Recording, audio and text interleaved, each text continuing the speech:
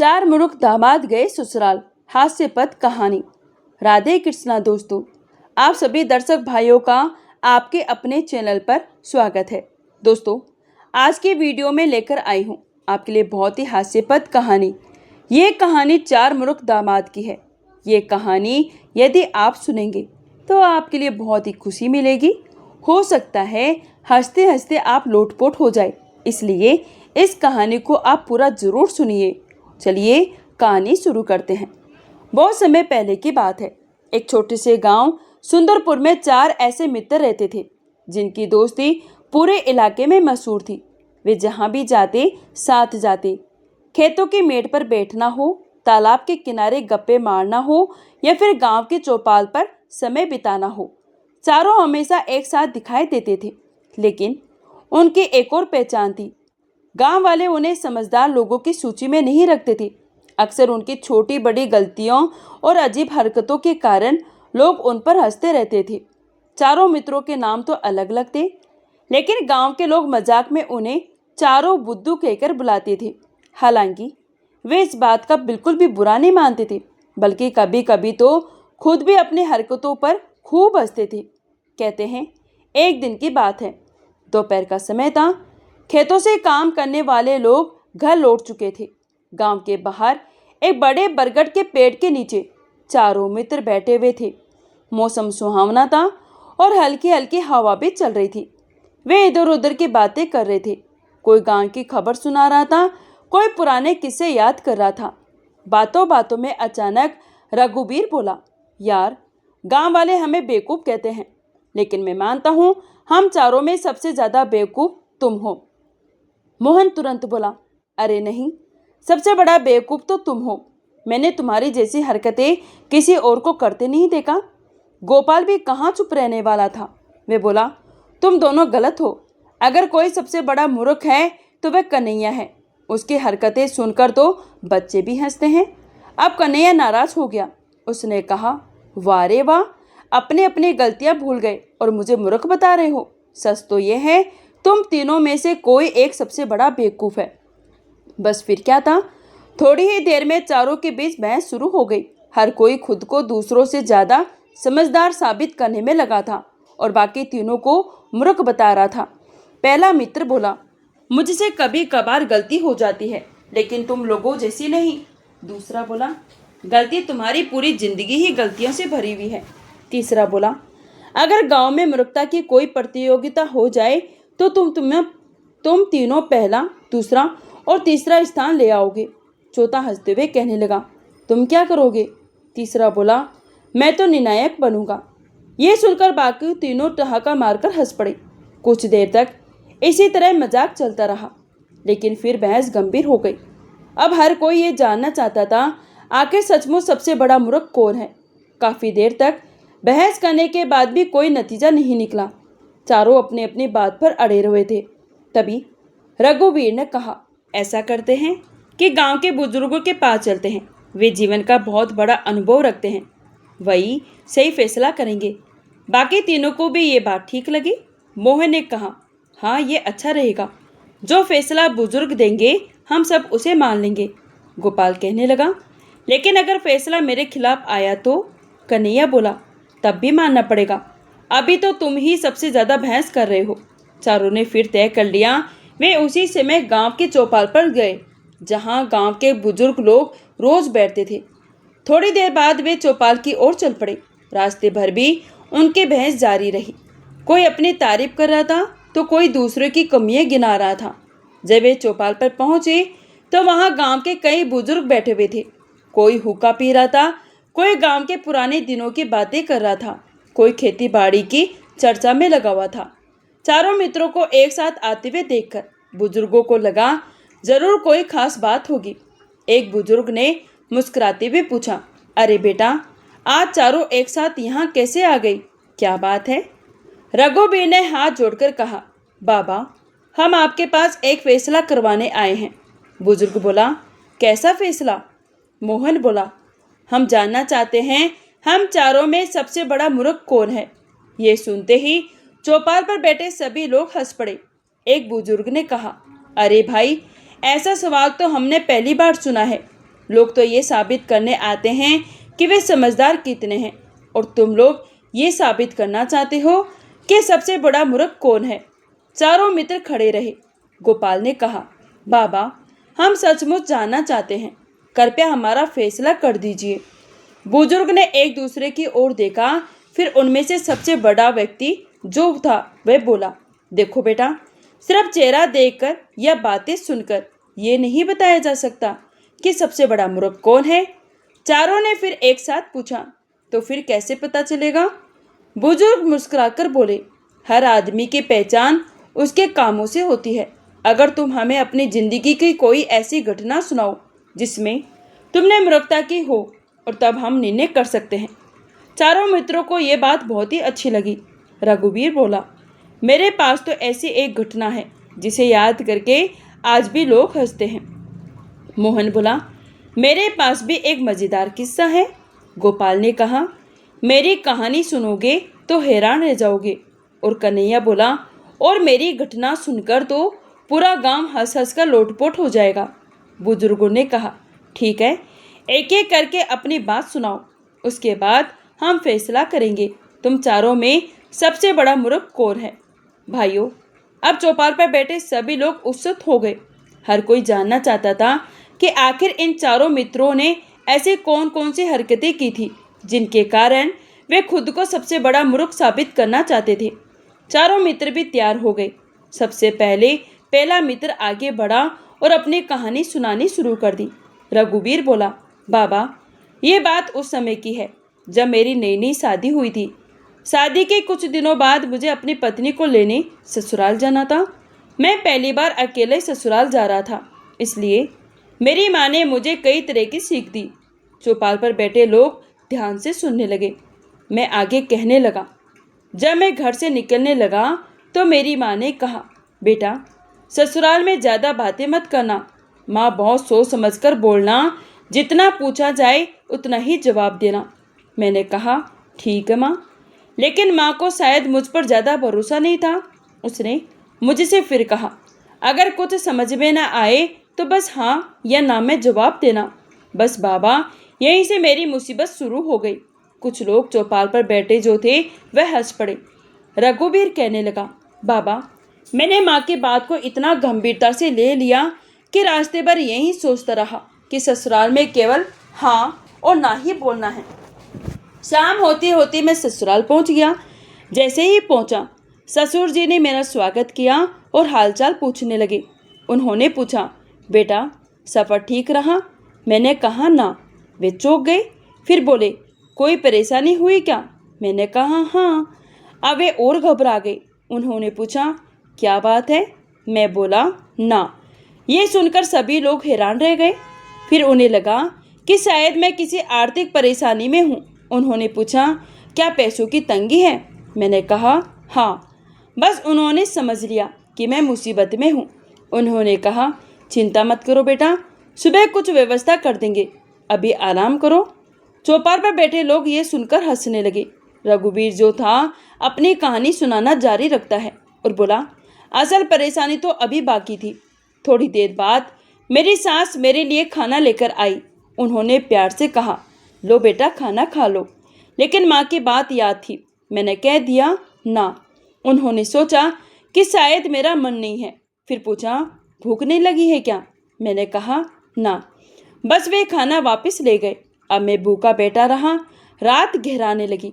सब लोग सो गए, लेकिन मेरी आंखों में नींद नहीं थी। भूख के मारे पेट में जैसे चूहे कूद रहे थे। आखिर मैंने सोचा, कुछ ना कुछ ढूंढना चाहिए। मैं धीरे धीरे उठकर रसोई की ओर गया। रसोई में अंधेरा था। टटोलते टटोलते मुझे एक हांडी मिली। जब मैंने उसका ढक्कन हटाया तो अंदर लड्डू रखे हुए थे। मैं खुश हो गया। जल्दी से एक लड्डू उठाकर मुंह में रख लिया, लेकिन जैसे ही ढक्कन वापस रखने लगा, वह हाथ से छूटकर नीचे गिर गया और जोर से आवाज़ हुई। इतनी आवाज़ सुनते ही मेरी सासू माँ जाग गई और मैं डर गया और लड्डू मुंह में दबाकर भागा। जल्दी से अपने कमरे में जाकर चादर ओढ़ कर लेट गया। इधर सास को शक हो गया कि कोई रसोई में आया था। उन्होंने घर के लोगों को जगा दिया। थोड़ी देर बाद ससुर और साले मेरे कमरे में पहुंचे। उन्होंने मुझे उठाया तो देखा मेरा एक गाल फूला हुआ है। असल में लड्डू अभी भी मेरे मुंह में फंसा हुआ था। साले साहब घबरा गए। उन्होंने कहा, लगता है जमाई जी को कोई गंभीर बीमारी हो गई। सभी लोग मुझे लेकर रात में ही वैद्य जी के पास पहुंच गए। वैद्य जी ने जांच शुरू की। जैसे ही उन्होंने मेरे गाल को दबाया, लड्डू एक तरफ से दूसरी तरफ गाल की ओर खिसक गया। वैद्य जी भी हैरान रह गए। उन्होंने दूसरी तरफ दबाया तो लड्डू बीच में आ गया। अब तो सबको लगा कि कोई अजीब बीमारी है। आखिर वैद्य जी ने मुंह खुलवाकर देखा और चिमटी से लड्डू निकाल लिया। लड्डू बाहर आते ही सब लोग जोर जोर से हंसने लगे। मेरे ससुर ने सिर पकड़ लिया और बोले, अरे बेटा, इतनी सी बात थी तो बता देते। तुम तो बहुत ही बेवकूफ़ और मूर्ख हो। पहले मित्र की बात समाप्त हुई तो चौपाल पर बैठे सभी लोग हंसते हंसते लोटपोट हो गए। दर्शक बंधुओं, बुजुर्ग भी मुस्कुरा रहे थे। लेकिन तभी दूसरा मित्र बोला, इसमें कौन सी बड़ी बात है? अरे मेरी कहानी सुनोगे तो ज़्यादा हंसोगे। बुजुर्गों ने कहा, अच्छा अब तुम अपनी कहानी सुनाओ। मोहन बोला, मेरी भी नई नई शादी हुई थी। एक बार मुझे अपनी पत्नी को लेने ससुराल जाना था। घर से निकलते समय मेरी माँ ने कहा, बेटा नए कपड़े पहनकर जाना, ससुराल में अच्छा प्रभाव पड़ेगा। मैं बाजार गया और नए कपड़े खरीद लाया। फिर उन्हें पहनकर ससुराल के लिए निकल पड़ा। लेकिन रास्ता लंबा था। शाम होते होते अंधेरा छाने लगा। तभी मेरे मन में एक अजीब विचार आया। मैंने सोचा, अगर मैं अभी ससुराल पहुंचा तो अंधेरे में कोई मेरे नए कपड़े देख नहीं पाएगा। बस यही मैंने सबसे बड़ी मूर्खता कर दी। रास्ते में एक झोपड़ी दिखाई दी। मैंने सोचा कि रात यहीं गुजार लेता हूँ और सुबह नए कपड़े पहनकर ससुराल जाऊंगा। मैंने नए कपड़े उतारकर संभाल कर रख दिए और एक केवल गमछा लपेटकर बैठ गया। रात को भूख लग गई। पास ही एक घर दिखाई दिया। मैं रोटी मांगने वहां पहुंच गया। लेकिन मुझे क्या पता था, वह घर मेरे ही ससुराल वालों का था, जो खेत में नया ही बना था। घर के अंदर मेरी पत्नी और सास बैठी हुई थी।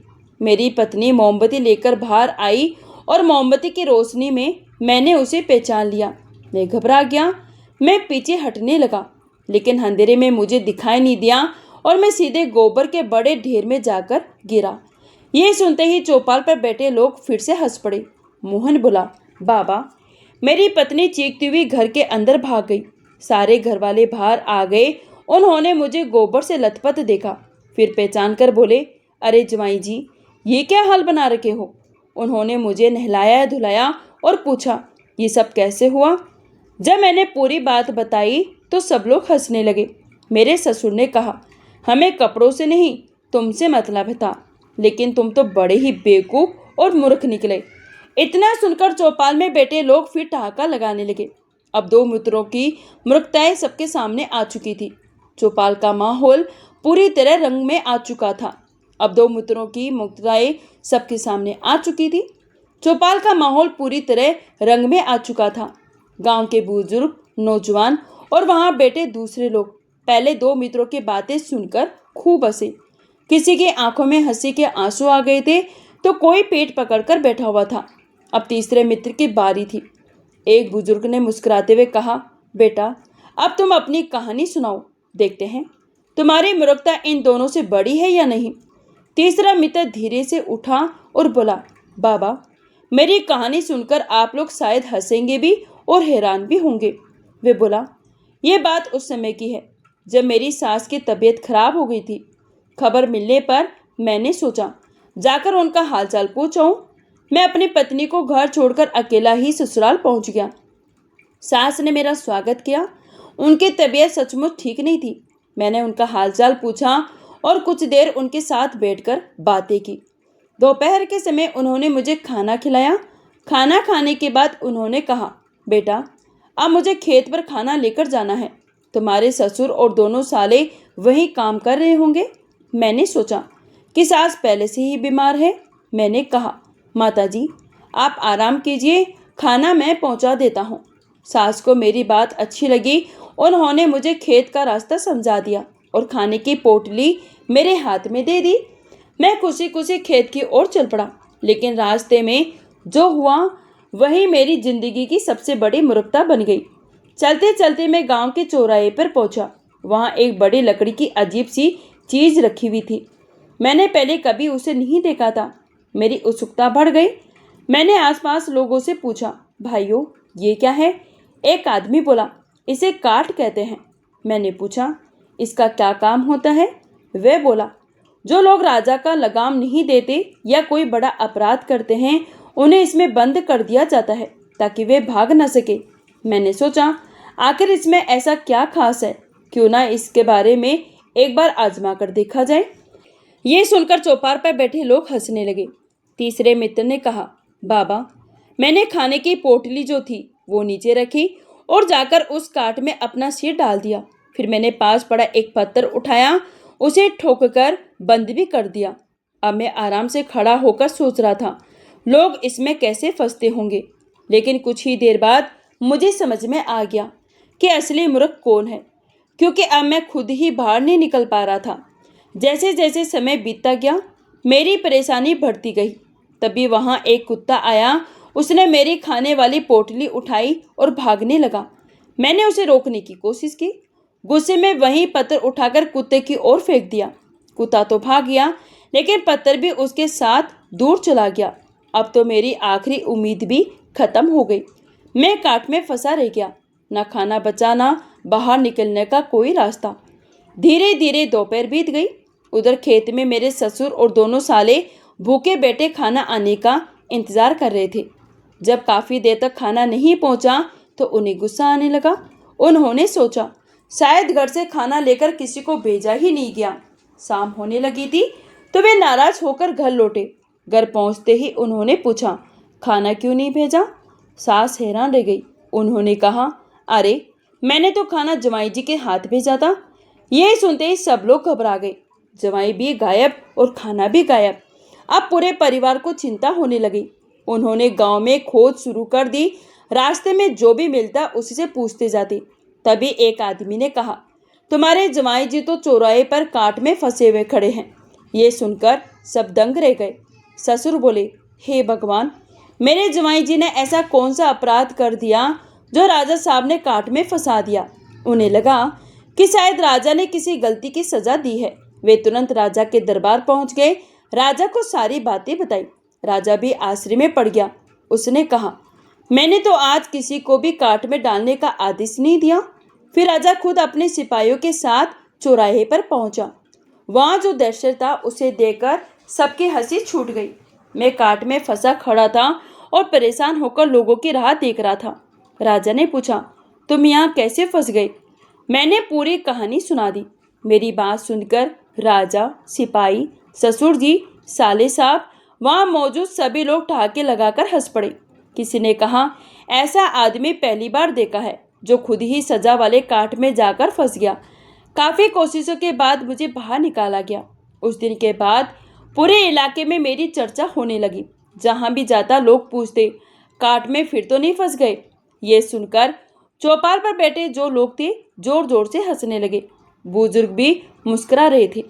एक बुजुर्ग ने कहा, बेटा मानना पड़ेगा, ये मूर्खता तो सचमुच बहुत ही बड़ी थी। तभी चौथा मित्र बोला, अभी फैसला मत कीजिए बाबा, मेरी कहानी अभी बाकी है। सब लोग उसकी ओर देखने लगे। वे बोला, मेरी कहानी भी ससुराल से जुड़ी हुई है। एक बार मेरे साले की शादी थी। मेरी पत्नी और बच्चे पहले ही मायके चले गए थे। मैं खेती बाड़ी का काम निपटाकर शादी से एक दिन पहले ससुराल पहुंचा। घर में खूब चहल पहल थी। गाना बजाना चल रहा था। मेहमानों की भीड़ लगी हुई थी। मैंने भी खाना खाया और रात को सोने की तैयारियां करने लगा। लेकिन तभी मुझे एक ज़रूरी बात याद आई। मैं अपना तंबाकू घर पर ही भूल गया था और मेरी हालत ख़राब हो गई। मुझे तंबाकू की आदत थी। बिना तंबाकू के मुझे नींद नहीं आती थी। मैंने इधर उधर देखा, लेकिन किसी से मांगने की हिम्मत नहीं हुई। फिर मैं अपनी पत्नी के पास गया। उसके हाथ पैरों में मेहंदी लगी हुई थी। मैंने धीरे से पूछा, तंबाकू कहीं है क्या? पत्नी बोली, हाँ है तो सही, लेकिन शादी के कारण उसे गाय भैंसों के बाड़े में रख दिया गया है। मैं तुरंत वहाँ पहुँच गया, लेकिन अंधेरा इतना था कि मुझे कुछ भी दिखाई नहीं दे रहा था। मैं वापस पत्नी के पास गया। पत्नी बोली, मैं बता सकती हूँ, लेकिन चल नहीं सकती। हाथ पैरों में मेहंदी लगी है। तब मेरे दिमाग में एक अनोखा विचार आया। मैंने पत्नी से कहा, तुम मेरे कंधों पर बैठ जाओ, मैं तुम्हें उठाकर बाड़े तक ले चलता हूँ। वहां पहुंचकर तुम मुझे बता देना कि तंबाकू कहाँ रखा है। पत्नी पहले तो हंसी, लेकिन फिर उसे लगा कि शायद इसी से काम बन जाएगा। वे बोली, ठीक है जी, लेकिन सावधानी से चलना। मैंने उसे अपने कंधों पर बिठा लिया और धीरे धीरे गाय भैंसों के बाड़े की तरफ चल पड़ा। उस समय रात काफी हो चुकी थी। चारों तरफ अंधेरा फैला हुआ था। कहीं कहीं दीपक और लालटेन की हल्की रोशनी दिखाई दे रही थी। शादी वाले घर में कुछ लोग अभी भी जाग रहे थे, जबकि बाकी लोग आराम करने की तैयारी कर रहे थे। जैसे ही मैं पत्नी को कंधों पर बिठाकर बाड़े के पास पहुंचा, अंधेरे में हमारी एक अजीब सी परछाई बनने लगी। दूर से देखने पर ऐसा लग रहा था जैसे कोई बहुत बड़ा और डरावना जीव वहां घूम रहा हो। बाड़े में बंदी गाय और भैंसों ने जब परछाई देखी तो वे घबरा गई। एक भैंस ने जोर से आवाज निकाली, दूसरे ने रस्सी खींचनी शुरू कर दी। कुछ ही पलों में पूरे बाड़े में अफरा तफरी मच गई। गाय भैंस इधर उधर भागने लगी। कई पशुओं ने अपने खूंटे उखाड़ दिए, कुछ रस्सियां टूट गई और जानवर तेजी से दौड़ पड़े। उधर शादी वाले घर में बैठे लोगों ने यह शोर सुना तो वे घबरा गए। किसी ने कहा, लगता है बाड़े में कोई जंगली जानवर घुस आया है। दूसरा बोला, जल्दी चलो, नहीं तो सारे पशु भाग जाएंगे। बस फिर क्या था, घर के लोग, रिश्तेदार, पड़ोसी और मेहमान सब हाथों में लालटेन लेकर बाड़ी की तरफ दौड़ पड़े। मैं और मेरी पत्नी भी अभी समझ भी नहीं पाए थे कि आखिर हुआ क्या है। कुछ ही क्षणों में चारों तरफ लोगों की भीड़ जमा हो गई। जब लालटेन की रोशनी हमारे ऊपर पड़ी तो सब लोग हैरान रह गए। एक तरफ गाय भैंसे भाग रही थी और दूसरी तरफ मैं और अपनी पत्नी को कंधे पर बिठाए खड़ा था। मेरे ससुर जी ने आंखें बड़ी करते हुए पूछा, अरे जवाई जी, ये क्या हो रहा है? एक साले ने हंसते हुए कहा, आप दोनों इस समय यहाँ क्या कर रहे हो? अब मेरी हालत खराब हो गई। इतने सारे लोगों के सामने मैं क्या जवाब देता? लेकिन जब सभी ने बार बार पूछा तो मैंने पूरी बात सच सच बता दी। मैंने कहा, मैं तंबाकू घर पर भूल आया हूँ। पत्नी ने बताया कि तंबाकू बाड़े में रखा है। अंधेरे में मुझे दिखाई नहीं दिया, इसलिए इसे कंधों पर बिठाकर यहाँ ले आया ताकि मुझे तंबाकू दिख सके। मेरी बात सुनते ही कुछ पल के लिए सन्नाटा छा गया। फिर अचानक सब लोग जोर जोर से हंसने लगे। किसी ने सिर पकड़ लिया, कोई जमीन पर बैठ गया, कोई लोग तो हंसते हंसते धोरे हो गए। मेरे ससुर जी ने माथा पकड़ते हुए कहा, अरे बेटा, इतनी सी बात के लिए किसी से पूछ लेते, क्या पूरी दुनिया में तुम्हें यही उपाय सुझाता? अरे तुम तो बड़े ही मूर्ख और बेवकूफ़ हो। एक बुजुर्ग रिश्तेदार बोले, हमने बहुत लोग देखे, लेकिन ऐसी अकल पहली बार देख रहे हैं। मेरी पत्नी भी शर्म के मारे सिर झुकाकर खड़ी हो गई। आखिरकार किसी ने तंबाकू निकालकर मुझे दे दी और मामला शांत हुआ। लेकिन उस घटना के बाद शादी में कई दिनों तक लोग मेरा मजाक उड़ाते रहे। जहाँ भी जाता कोई ना कोई यही पूछ बैठता, जवाई जी, आज किसी को कंधों पर बिठाकर तो नहीं लाए? चौथे मित्र ने अपनी कहानी पूरी की तो चौपाल पर बैठे लोग फिर से हंसी से लोटपोट हो गए। अब चारों मित्र अपनी अपनी जगह पर बैठ गए। बुजुर्ग भी एक दूसरे की तरफ देखकर मुस्कुरा रहे थे। कुछ देर तक चौपाल में केवल हंसी की आवाजें गूंजती रही। फिर सबसे बड़े बुजुर्ग व्यक्ति ने हाथ उठाकर सबको शांत किया। उन्होंने कहा, अब हमने चारों की बातें सुन ली है। रघुवीर ने कहा, तो बाबा, अब बताइए, हम चारों में सबसे बड़ा मूर्ख कौन है? मोहन बोला, हाँ, आप फैसला कर दीजिए। गोपाल और कन्हैया भी ध्यान से बुजुर्ग की ओर देखने लगे। बुजुर्ग ने कुछ पल सोचा, फिर बोले, देखो बेटा, सच कहूँ तो तुम चारों ने ऐसी ऐसी हरकतें की हैं कि किसी को भी समझदार नहीं कहा जा सकता। ये सुनकर चौपाल में फिर से हंसी गूंज उठी। बुजुर्ग आगे कहने लगे, पहले मित्र ने बिना सोचे समझे हर सवाल का जवाब हाँ ना में देकर खुद को मुसीबत में डाल दिया। दूसरे मित्र ने नए कपड़े दिखाने के चक्कर में ऐसी परेशानी मोल ले ली जिसकी कोई ज़रूरत नहीं थी। चौथे मित्र ने तंबाकू के लिए ऐसा उपाय निकाला कि पूरे ससुराल में हड़कंप मच गया। और तीसरे मित्र की ओर देखा, लेकिन तीसरे मित्र की मूर्खता इन सबसे अलग थी। बुजुर्ग बोले, तुमने एक ऐसी चीज़ देखी जिसका तुमने कोई लेना देना नहीं था, ना तुमने उससे कोई लाभ था ना कोई ज़रूरत थी, फिर भी केवल उस उत्सुकता में तुमने अपना सिर काट में फंसा लिया। तुम्हारे कारण खाना भी नहीं पहुंचा, घर वाले परेशान हुए, ससुराल वाले चिंतित हुए और रजतक को बीच में आना पड़ा, इसलिए हमारी नज़र में सबसे बड़ा मूर्ख तो तुम ही हो। यह सुनते ही चौपाल में बैठे लोग हंसने लगे। तीसरा मित्र पहले तो थोड़ा उदास हुआ, लेकिन फिर खुद में ही हंसने लगा। वे बोला, बाबा आपकी बात सही है, उस दिन मैंने सचमुच बहुत बड़ी बेवकूफ़ी की थी। बाकी 3 मित्र भी हंसते हुए बोले, आज तो फैसला हो ही गया। अब चारों मित्रों के बीच की बहस समाप्त हो चुकी थी। वे सभी बुजुर्गों का धन्यवाद करके वहां से उठ गए। रास्ते भर वे अपने अपने मूर्खताओं को याद करके हंसते रहे। उस दिन के बाद गांव सुंदरपुर में जब भी कोई बिना सोचे समझे कोई काम करता, लोग मजाक में कहते, कहीं तुम भी उस काट वाले मित्र की तरह तो नहीं बन रहे हो। तो दोस्तों, इस तरह से 4 दोस्तों की ये मज़ेदार बहस समाप्त हुई और सभी को एक अच्छी सीख भी मिल गई। सीख ये मिली कि बिना सोचे समझे किया गया काम अक्सर परेशानी का कारण बनता है। किसी भी काम को करने से पहले उसके परिणामों पर विचार करना चाहिए। समझदारी यही है कि उत्सुकता, जल्दीबाजी या आदत के कारण ऐसा कदम ना उठाए जो बाद में हंसी और परेशानी का कारण बन जाए। तो दोस्तों, ये थी 4 मूर्ख दामादों की कहानी। जो 4 मूर्ख दामाद थे जो अपने ससुराल में जाते हैं और किस तरह से मजाक बनवाते हैं और परेशानी का कारण बनते हैं। तो दोस्तों, अगर ये कहानी अच्छी लगी है तो आपको हंसी आई है तो प्लीज़ कमेंट बॉक्स में ज़रूर बताना। इतना समय देने के लिए आप सभी को बहुत बहुत धन्यवाद। मिलते हैं अगली वीडियो में किसी और चर्चा में। तब तक के लिए मैं उर्मिला जंगीर आप सभी से विदा लेती हूँ। राधे राधे, जय श्री कृष्णा।